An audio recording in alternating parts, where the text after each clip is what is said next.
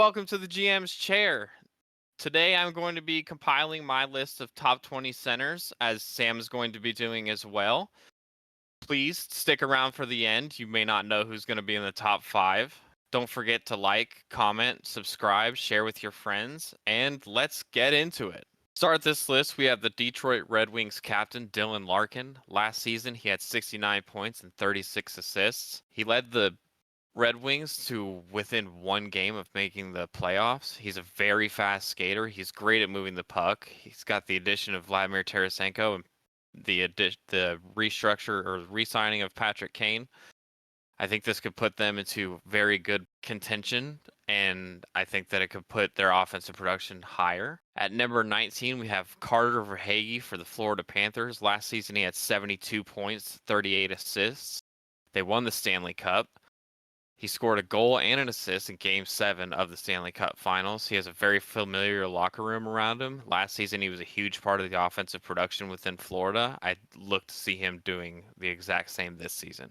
At number 18, we have Ryan Nugent-Hopkins for the Edmonton Oilers. He's a phenomenal first-line player. He's the longest tenured Oiler. He has brought the Oilers within 2 goals away from hoisting the Stanley Cup. He's defensively sound and can play on any line if needed, as was shown in the Stanley Cup Finals. At number 17, we have Tampa Bay Lightning's Braden Point. Braden Point last year had 90 points, 44 assists. He's paired with Nikita Kucherov, which makes for very high point potential season. He's replacing Stamkos as a top line center, so I feel like he's going to need to fill obviously very huge shoes, and his offensive production is going to have to be very top tier. So I look to see him have possibly more points this season. At number 16, we have Elias Pettersson. He's for the Vancouver Canucks. Last season, he had 89 points, and that would be considered a down year. With the addition of Jake DeBrusk, this could put him back into elite company as a center and possibly even move up lists next year. At number 15, we have Mika Zibanejad for the New York Rangers. He had 72 points last season. In 2022, he had 91, so last season was obviously a bit of a down year, but the Rangers are going to need him to step up. I feel like he can get to at least minimum of 91 points in this upcoming season, but I think this is right around where he should be ranked. At number 14, we have Jordan Kyrou for the St. Louis Blues. He had 67 points last year. The Blues made an acquisition of Texier, which I feel like could help him get more assists, and he's going to be able to get the puck dished to him a little bit better. I think he's going to be able to be higher up on this list next year. At number 13, we have Nazem Kadri. Plays for the Calgary Flames. He had 75 points last year, 46 assists on a relatively disappointing season for Calgary. Calgary made some pretty good moves this offseason to help him increase his offensive efficiency. So we'll see kind of where it goes, but I'm thinking that he's possibly going to move down next year.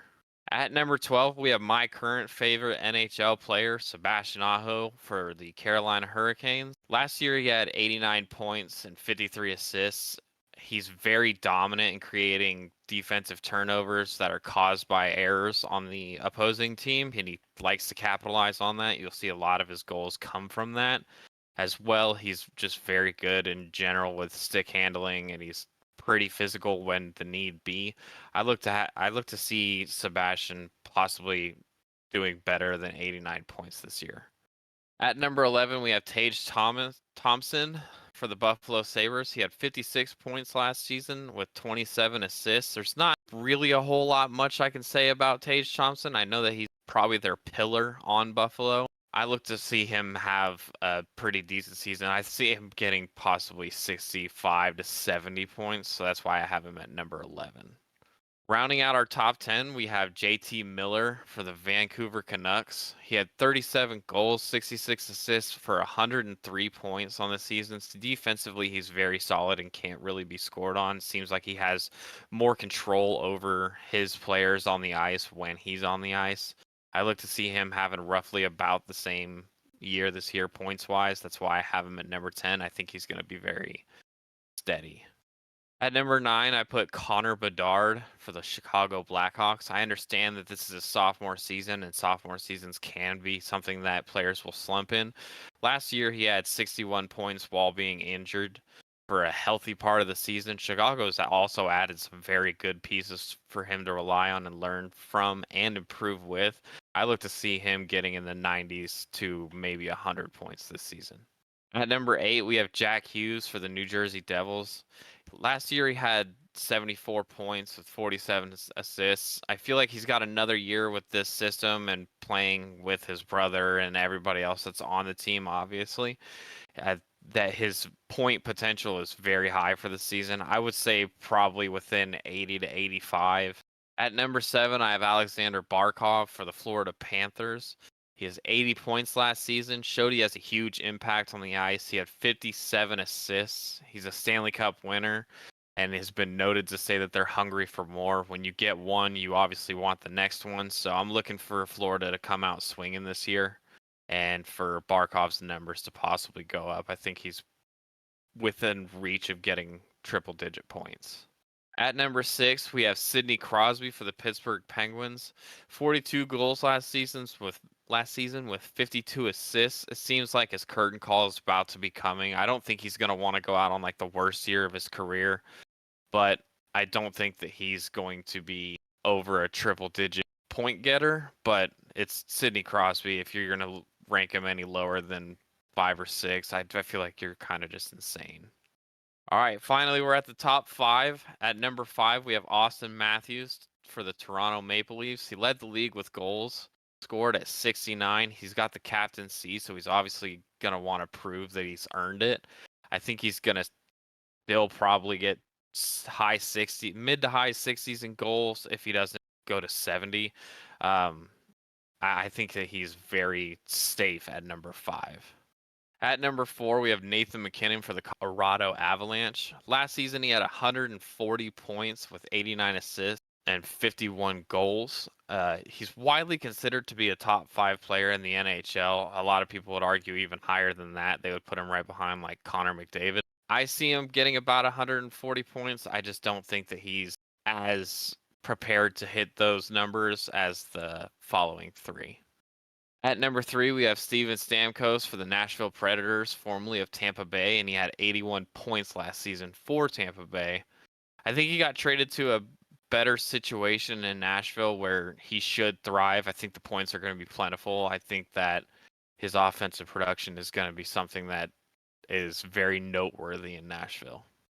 At number 2, we have Leon Draisaitl for the Edmonton Oilers.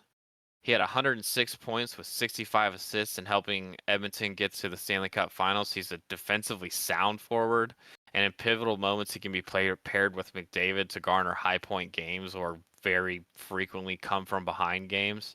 He's a tremendous skater, and I think that 106 is probably about where he's going to be this season. And our number 1 center, I have Connor McDavid for the Edmonton Oilers. He had 132 points last season and 100 assists.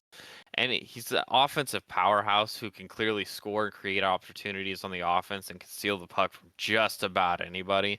He's hands down the league's current best center and all-around player, in my opinion, which is why I and many other people would have him at number 1. I think 132 points total is probably low for what he'll get this upcoming season, just because I think that he's got a little bit of fire in him from losing the Stanley Cup Finals, and I think that he's going to want to get back, and he's going to do everything in his power to be able to get there. And there you have it. There's my top 20 centers currently in the NHL. If you guys have any disagreements or comments on this list, please drop them below. Stay tuned for when I start covering the top 20 left wingers currently in the NHL. Don't forget to like, comment, and subscribe and share with anybody that you think may have a disagreement with this list or may be in agreements with this list. Till next time, stay frosty.